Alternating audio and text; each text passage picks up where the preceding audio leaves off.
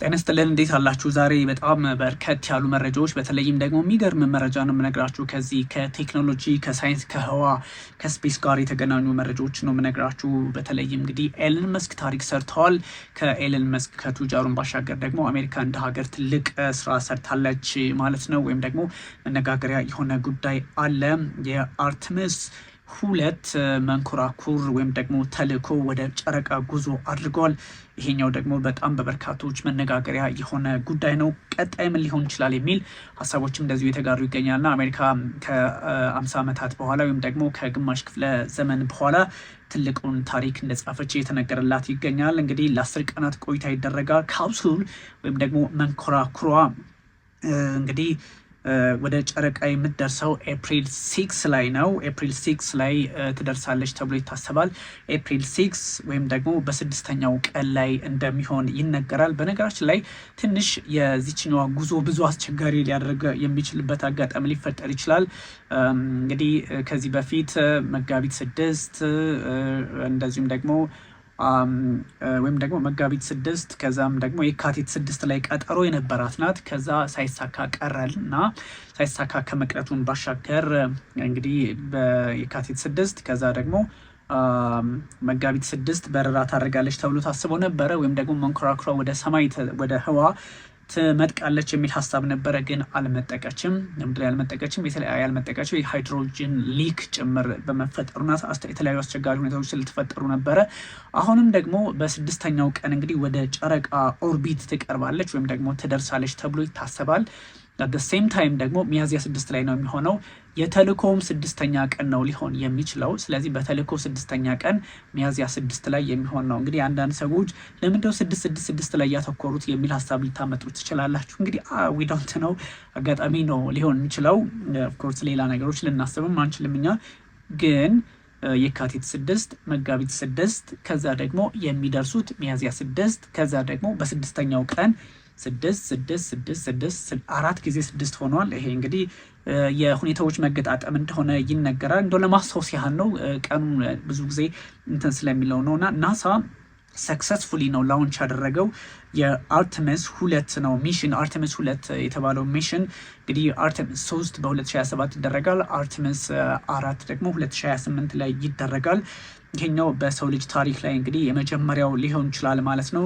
እንግዲህ አፖሎ ፕሮግራም ወይም ደግሞ የአፖሎ መርሃ ግብር 1972 ላይ በፈረንጆቹ አቆጣጠር ከተደረገ በኋላ በሰው ልጅ ታሪክ እንደምትመለከቱት የመጀመሪያው ይሆናል እና ይህ መነጋገሪያ ጉዳይ ሆኗል።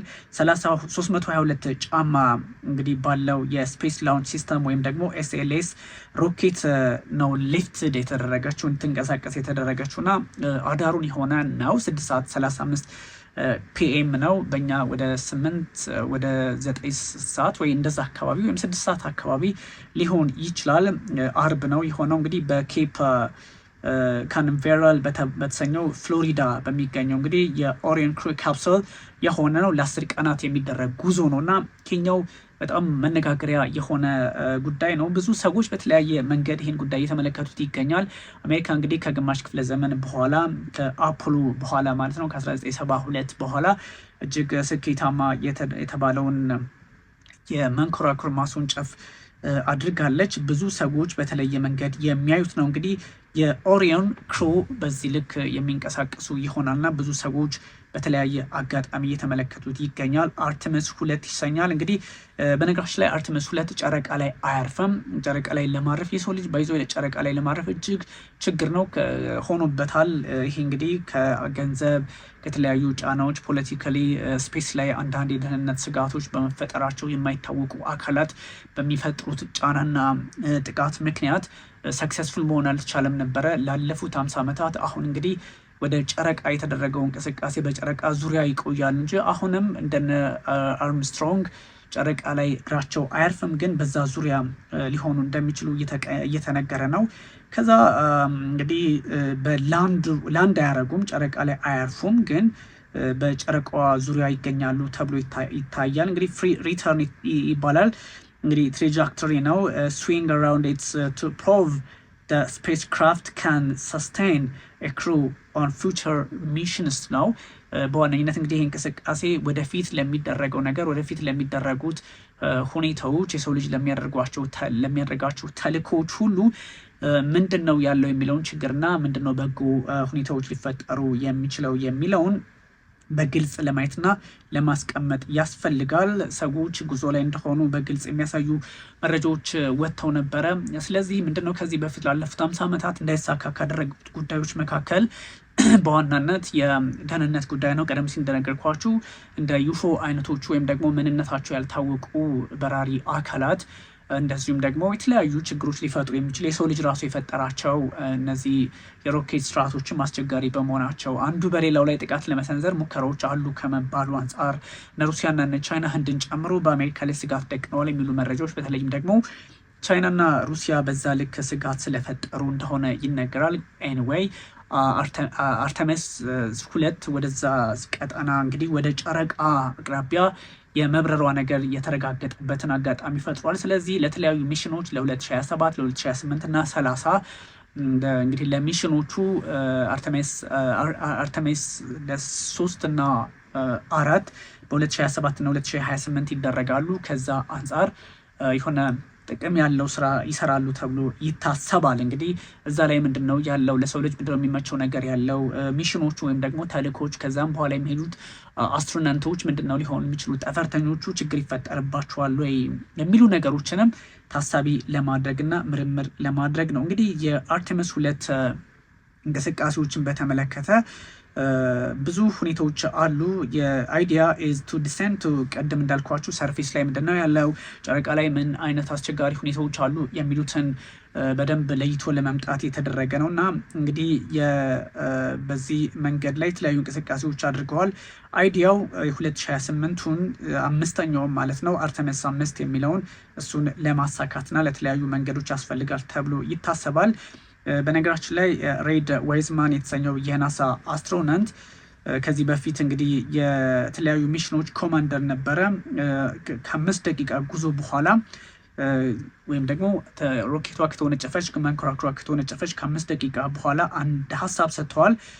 we are heading right at it እየተጓዝን ነው የሚል ሀሳብ ነው ከ5 ደቂቃ በኋላ የሰጡት። ሬድ ዋይዝማን ይባላል ማለት ነው። የሚሽኑ አዛዥ ወይም ኮማንደር ነው።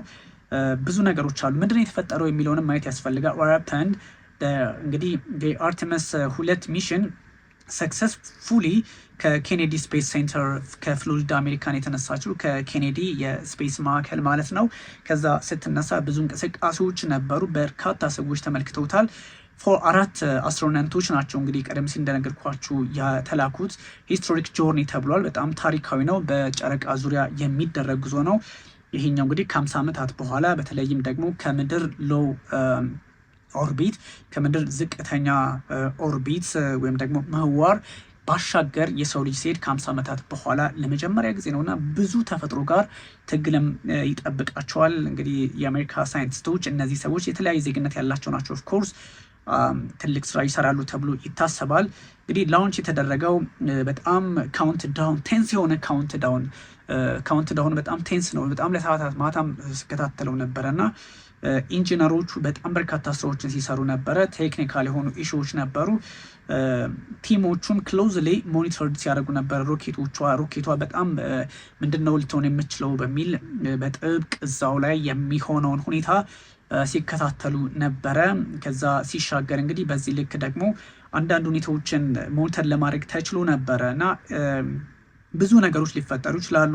የሃይድሮጅን ሊክ ወይም ደግሞ H2 የሚባለው ሃይድሮጅን ሊክ አድርጎ ነበረ። የመፍሰስ አጋጣሚ ወይም ደግሞ ይሄ ሊክ አድርጎ ነበረ። ከዛ አንጻር ችግሮች ተፈጥረው ስለነበረ ዲሌዮች ነበሩ። ሚሽኑ ኢን ዘ ፓስት ሚሽኑ እንዲራዘም ሆኖ ነበረ። አሁን ግን ሊክ የተደረገው ዲቴክት ተደርጎ ኦን ላውንች ዴይ ስኬታማ ሆኗል ማለት ነው። ኢንጂነሮች የተለያዩ ጥያቄዎችን እስከ መጨረሻው የነበሩ ችግሮችን ኢንጂነሮች ለመፍታት ስራዎችን ሲሰሩ ነበረ። የባትሪ ጉዳዮችን ለማረጋገጥ የሮኬት የበረራ ትራንስሚሽን ስርዓቱን ክሪቲካል ወይም ደግሞ ወሳኝ የሚባሉ የደህንነት ሁኔታዎችን እና የሮኬት ስርዓቱን ወይም ደግሞ ሲነሳ የሮኬቱን እንዴት ዲስትሮይ ፈንድቶ ስለሚሄድ ዲስትሮይ የሚያደርጉበትን መንገድና ብዙ ክሊሪንግ ሚሽኑን ክሊር የሚያደርጉ ሚሽኑን አቅልለው ሊያሳዩ የሚችሉ ተግባራትን ከፈጸሙ በኋላ ነው የሆነው። እንግዲህ 32 በጣም ረጅም ነው በነገራችን ላይ 322 ጫማ ከዛ ሮኬት ሲስተም ላይ የተነሳው ከ32 ስቶሪ ልክ እንደ ፎቅ ማለት ነው 32 ያለው ነው። ከጠዋት ላይ አካባቢ በእነሱ ሰዓት አቆጣጠር ማለት ነው ያው 6 ሰዓት ከ35 ማለት ነው ከላውንች ሳይቱ ከመወንጨፊያው ተነስቶ ሄደዋል ማለት ነው። ስለዚህ ሚሽኑ እየተሳካ ነው ያልተሳካ ነው የሚለው ሊታይ ይችላል። ወደ መሬት የሚመለሱት ደግሞ እንግዲህ ኤፕሪል 10 ነው ማለት ነው። ስለዚህ ላውንች ፕላን የተደረገው ከዚህ በፊት ፌብሩዋሪ 6 ነበረ። ከዛ ቀደም ሲል እንደነገርኳችሁ ማርች 6 ነው። አንቲል ሃይድሮጅን ሊክ ፕሮምፕትድ ናሳ ቱ ሮል ደ ሮኬት ባክ። ምን መሰላችሁ እንግዲህ ከምንም ጋር ልታገናኙ አትችሉም ብዬ አስባለሁ። አትፈልጉም ኦፍኮርስ።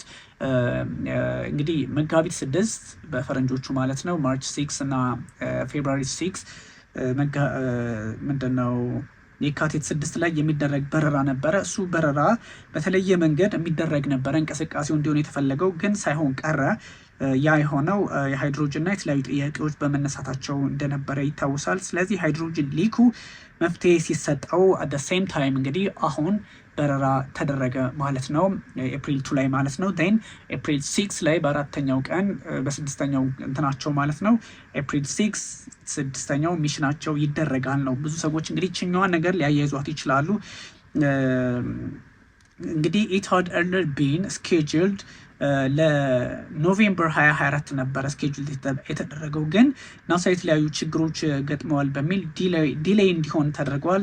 በተለይም ከዚህ ከቴክኒካል ችግሮች ጋር በተገናኘ ስለዚህ የኦሪዮን ሂት ሺልዱ ኦሪዮን የምትባለው እንትኗ ማለት ነው እሷ መንከራክሯ ኦሪዮን ሺልዷ ወይም ደግሞ ይሄ መከላከያ ነገሮች ተብሎ የታሰቡት ነገር የደህንነት ጥያቄ ስለተነሳባቸው ከዛ አንጻር መፍትሄ ሰጥተዋቸዋል ወይም ደግሞ መፍትሄ ለመስጠት ተብሎ ነው በዚህ ልክ ያቆዩቸው ማለት ነው። እንግዲህ አርቴሚስ 2 ሚሽን ወይም ተልእኮ በጣም በተለያየ መንገድ የሚታይ ነው። ሶስት የናሳ አስትሮናውት ናቸው። እንግዲህ ቬተራንስ ኦፍ ኤርዝ ኦርቢት ሳይንስ ኤክስፔዲሽን በጣም ብዙ ታሪክ ያላቸው ሰዎች ናቸው። ከዚህ ከሚሊተሪውም ጋር አብረው የሰሩ ናቸው እና ቴክኒካል ስፔስ ስቴሽን ላይ የሰሩ ናቸው። በካናዲያን ጆይኒንግ ደግሞ አንድ ካናዲያንም እንደዚሁ ተጨምሯል። አንድ ሴት አለች። በዚህ ሁሉ እንቅስቃሴ ውስጥ እንግዲህ ትልቅ ስራ ይሰራሉ ተብሎ ይታሰባል።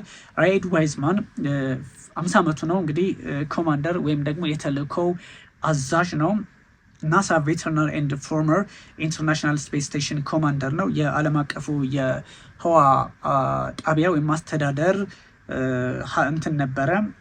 እዛ ላይ ስራ ሲሰራ የነበረ ሰው ነው እንግዲህ ወይም ደግሞ ኮማንደር ነው። በዛም ላይ በማዘዝ አዛዥ ሆኖ አገልግለዋል። የጦር አይነት አይደለም፣ ያው ትዕዛዝ በመስጠት ልክ የበረራ ስራን ስለሚሰሩ ማለት ነው። ከዛ እንግዲህ ከናሳ እንትን ያሉ ናቸው ማለት ነው። ስለዚህ የአርቴሚስ 2 ሚሽን በዋነኝነት የሚመራው እሱ ነው። የቴስት ፓይሎት ተርንድ አስትሮናውት ሂ ሃዝ ሊደርሺፕ እንግዲህ ቴስት ፓይለት ተርንድ አስትሮናውት ከዚህ በፊት ሂ ሃዝ ምንድነው ሊደርሺፕ ኤንድ ዲፕ ስፔስ ፍላይት ኤክስፒሪየንስ ብዙ ነገሮችን ብዙ ፈተናዎችን ያለፉ ሰው ናቸው በጠቅላላው እነዚህ ሰዎች። ቪክተር ግሎቨር የሚባለው ደግሞ የ49 ዓመት ፓይለት ነው። የአሜሪካ ኔቪ አቪዬተር ነበረ። እንግዲህ የመጀመሪያው ጥቁር ነው አስትሮናውት አሳይንድ ቱ ሉናር ሚሽን ኤንድ ፍሊው ኦን ስፔስ ኤክስ ክሩ 1 በስፔስ ኤክስ ክሩ 1 ላይ እንግዲህ በተለይም በመጓዝ የመጀመሪያው ብላክ ነው ቪክተር ግሎቨር። እነዚህ በተለያየ መንገድ የሚታዩ ናቸው። ክሪስቲና ኮች ደግሞ 47 ዓመቷ ነው። የሚሽኑ ስፔሻሊስት ናት፣ ልዩ ባለሙያ ነች። እሷ ደግሞ እንደዚሁም ሪኮርድ ሆልደር ፎር ሎንገስት ሲንግል ስፔስ ፍላይት ባይ ኤ ውማን አት 30 ከ328 ቀናት መልቲፕል ስፔስ ዎክስን በማድረግ የምትታወቅና በዚህ ልክ ሪከርድ የሰበረች ብቸኛዋ ሴትም ነች ማለት ነው። ጀርሚ ሃንሰን 50 ዓመቱ ነው። የሚሽኑ በተመሳሳይ ስፔሻሊስት ነው ልክ እንደ ክሪስቲና ካውች። የመጀመሪያው ካናዲያን ነው ቱ ትራቨል ወደ ጨረቃ። ስለዚህ በጣም ብዙ ጉዳዮቻቸው ከዚህ አንጻር የሚታዩ ናቸው። ዌል ዊል ዘ ሚሽን ሪች ዘ ሙን ሙን ጨረቃ የሚደርሱት መቼ ነው እነዚህ ሰዎች የሚል ሀሳብም እንደዚሁ ይጋራል። ኢፍ እንግዲህ ሚሽን ጎዝ አስ ፕላንድ በፕላናቸው መሰረት ሚሽኑ የሚጠናቀቅ ከሆነ ካፕሱል እንግዲህ መንኮራኩር ነች። እሷ የምትደርሰው ኤፕሪል 6 ላይ ነው። ኤፕሪል 6 ላይ ሲሆን 6 ዴይ ኦፍ ሚሽን በስድስተኛው የዕለቱ ሚሽን ላይ ነው። ስለዚህ ከዚህ ቀደም ፌብሩዋሪ 6 ከዛ ማርች 6 ከዛ ደግሞ የሚደርሱበት ኤፕሪል 6 ለዛውም 6 ዴይ የሚል አይነት አንደምታ አለውና ብዙ ሰዎች እንግዲህ ይችን ነገር አንዳንድ ሰዎች ደግሞ አሉ የሴራ ሳይሆን እንደው የኢሉዥን ፖለቲካና አንዳንድ ግንዛቤዎች ውስጥ ያሉ ሰዎች ከዛ አንጻር ሊመለከቱት ይችላሉ። ኤፕሪል 10 2026 ላይ ደግሞ መጠናቀቂያው ይሆናል ተብሎ ይታሰባል። ይሄ በብዙዎች ዘንድ የሚጠበቅ ነው። በእያንዳንዱ እለት ምን ሊሆን ይችላል የሚለውንም እንደዚሁ ማየት ያስፈልጋል። ቢካዝ እናንተ ክሊርሊ ጉዳዮችን ማየት ስለምትችሉ ማለት ነው።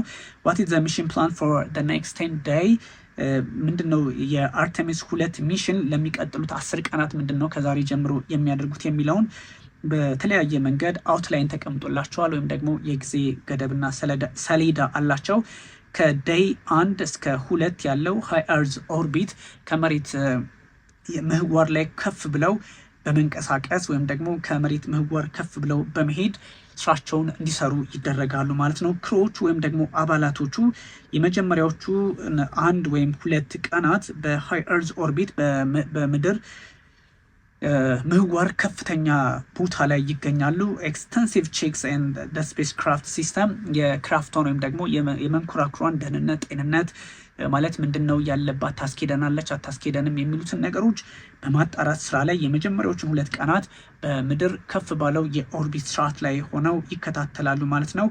ከዛ ቼክ ካረጉ በኋላ ነገሮችን ካረጋገጡ በኋላ ኦሪዮን ምን ትደረጋለች? ሲስተሟን ፐርፎርም ይደረጋል። ወደ እንግዲህ ትራንስሉናር ኢንጀክሽን ውስጥ ያስገቧታል ማለት ነው። የምድር ምህዋር ውስጥ ነው ያለችው።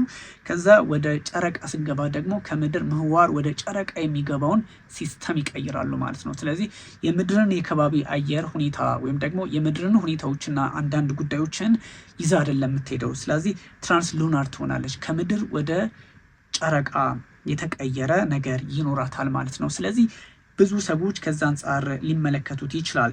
የትራንስሉናር ኢንጀክሽን የሚባለው is critical maneuver performed by the Orion spacecraft propulsion system occurring after a crew completes their initial system checks in high Earth orbit. This maneuver propels the spacecraft out of Earth's orbit and sets it onto a direct trajectory towards the moon. በጣም የሚገርም እንትን ነው። ስለዚህ ቼክ ያደርጋሉ። ለመጀመሪያዎቹ 2 ቀናት ምድር ላይ ይቆያሉ። ምድር ላይ የምድርን ኦርቢት ይዘው ነው የሚቆዩት። የምድርን ምህዋር ይዘው ከቆዩ በኋላ በ3ኛው ቀን እንግዲህ ትራንስሉናር ሲያደርጉ ምንድነው ወደ ጨረቃ ምህዋር ለመጓዝ ሲሉ የመሬትን ምህዋር ለቀው ስለሚሄዱ ምህዋራቸውን ወደዛኛው ሲስተም ውስጥ ማስገባት አለባቸውና ቼክ የሚያደርጉትን ጉዳዮች ሁሉ በተለያየ መንገድ መታየት አለበት። ቼክ ይደረጋል። ከምድር ስርዓት ወደ ጨረቃ ስርዓት የመጓዝ እድላቸውን ይፈጥራሉ ማለት ነው። እንግዲህ ዴይ 3 እና 4 ከዛ ቅድም እንዳልኳቸው የትራንስሉናር ትራንዚት ይደረጋል ወደ ጨረቃ ጉዞ ማለት ነው። እንግዲህ አዘይ ትራንዚት ቱ ዘ ሙን ወደ ጨረቃ እየተንቀሳቀሱ ሲሆን በተለያዩ ቀናት ከዛም በኋላ ላለው አስትሮናውት ምንድን ነው የሚያደርጉት? ሞኒተሪንግ የኦሪጂንስ ሲስተም የኦሪየን ስርዓቶች ነው ሞኒተር የሚያደርጉት በ3ኛውና በ4ኛው ቀን የኦሪየን የሞንኮራኩሯን ኦሪዮኗን ማለት ነው ሲስተሟን ቼክ ያረጋግጣሉ። the spacecraft will then pass behind the moon on the free return trajectory። ስለዚህ behind the moon ትሄዳለች። እሱን ሁሉ ካረጋገጡ በኋላ ከጨረቃዋ ጀርባ ትሆናለች ማለት ነው። ስለዚህ ስትራቴጂክ ፓዝ ያገኛሉ። በጣም ቁልፍ የሆነ ቦታ ከያዙ በኋላ naturally swings the capsule back towards Earth without requiring any additional propulsion። ያ ማለት እንግዲህ ከጨረቃ ጀርባ ሆነው የተለያዩ ስራዎችን ከሰሩ በኋላ እነዚህ ሰዎች በዴይ 3 እና 4 ቼክ ካደረጉ በኋላ ከጀርባዋ ከሆኑ በኋላ ፕሮፐልሽናቸው ወይም ደግሞ እነዚህ አስወንጭፈው ወደ ሌላ አቅማቸውን ወይም ደግሞ መንኮራኩሯን ወደ ሌላኛው ወደ ጨረቃ እየቀረበ ክፍል አይሄዱም። ወደ መሬት ኦርቢት ድጋሚ ይመለሳሉ ማለት ነው። አዲሽናል ፕሮፐልሽን አያስፈልጋቸውም ማለት ነው። ዴይ 5 ላይ ሉናር ስፌር ኦፍ ኢንፍሉዌንስ ላይ ይደርሳሉ። ያው እንግዲህ ስፌር ውስጥ ይገባሉ ማለት ነው። ዴይ 5 ላይ ምንድነው የሉናሯ ስፌር በሉናር ወይም ደግሞ በጨረቃ አካባቢ የመሆን አዝማሚያቸው ላይ ካረጋገጡ ነው። በነገራችን ይሄ ሁሉ ከተሳካላቸው ማለት ነው። ከዛ ሙንስ ግራቪቴሽናል ፑል ዊች ካምስ ስትሮንገር ዳን እርዝስ። ስለዚህ እዚህ ጋር ሲደርሱ ደግሞ ከመሬት ስበት 9.8 ነው አይደለ? የመሬት ስበት የሚባለው ከዛኛው ከመሬት የበለጠ ጠንካራ ስበትን የሚቋቋም አውድ ውስጥ ሆነው ደግሞ 5ኛው ቀን ላይ ሙቭ ያደርጋሉ ማለት ነው። ስለዚህ አስትሮናውት የመጀመሪያውን በርካታ ሰዓታት ይሄኛውን ነገር ቼክ በማድረግ ብንሄድ ስበቱ ምን ያደርገናል፣ እንዴት ልናደርገው እንችላለን፣ እንቆጣጠረው እንችላለን የሚሉትን ነገሮች ቼክ በማድረግ ይቆያሉ። ከዛ የመጀመሪያዎቹን በርካታ ሰዓታት አይታወቅም። ከዛ ቴስት ካደረጉ በኋላ ከተሳካላቸው ወደ ዴይ 6 ጉዞ ያደርጋሉ ማለት ነው። ፕራክቲስ ያደርጋሉ። quickly they can put them on pressuring them and stopping into their seats።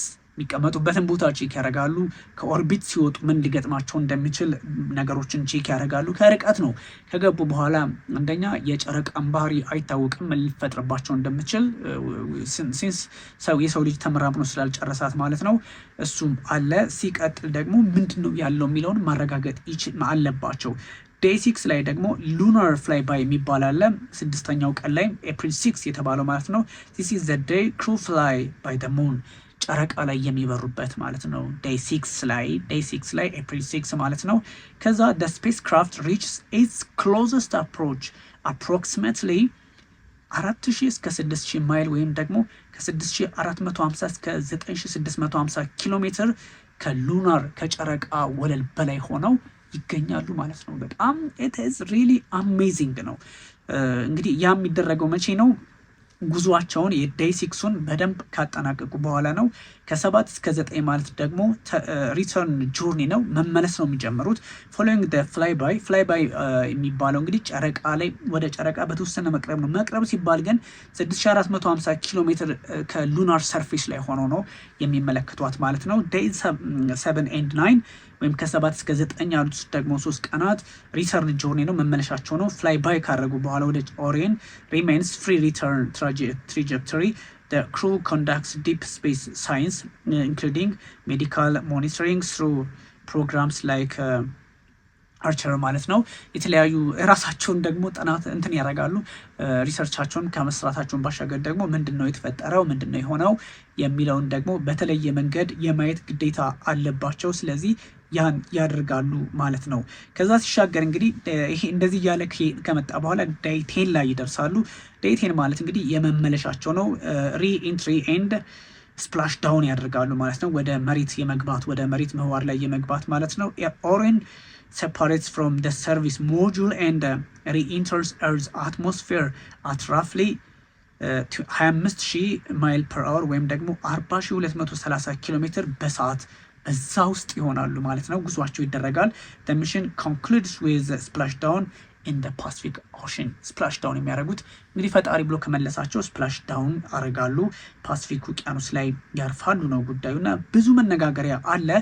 እንግዲህ ይሄኛው አርቴሚስ 2 ነው። አርቴሚስ 3 ደግሞ ኔክስት ሚሽን የሚደረገው currently ለ2027 ማለት ነው። it will involve ኦሪየን ስፔስ ክራፍት ያሁን የሄደችው ማለት ነው docking in Earth's orbit ከዛ የናሳ ሉናር ላንደር ይሆናል ማለት ነው። በዚህ አጋጣሚ የሆነ ብሉምን አይነት ፕሮግራም ይካሄዳል ማለት ነው። ስለዚህ የሰው ልጅ በዚህ ልክ መጥቋል፣ በዚህ ልክ ከፍ ብሎ ይጓዛል ነው ጉዳዩና ከዚህ አንጻር ብዙ ነገሮቻችን አስቸጋሪ የሆኑ በመጡበት ሰዓት አንዳንድ ሰዎች የተለየ መንገድና አቅጣጫን ለማየት ይሞክራሉና ይሄ በጣም በዓለም ላይ መነጋገሪያ ከሆኑ ጉዳዮች መካከል ናቸው። ዛሬ እጅጉን ደግሞ የሰው ልጅ ምን ያህል እየተራቀቀ የሰው ልጅ ምን ያህል አቅም እየፈጠረ እንደሚሄድና በጣም በብዙ ሁኔታዎች ላይ ፈተናዎችን ማለፍ እንደሚችልም በጣም ጠቃሚ የሚያደርግ ነው። ስለዚህ ይሄ ትልቅ ሳይንስ ግኝት ነው። ዓለም በተለያዩ ጥረቶች ባለችበት ሰዓት እንደዚህ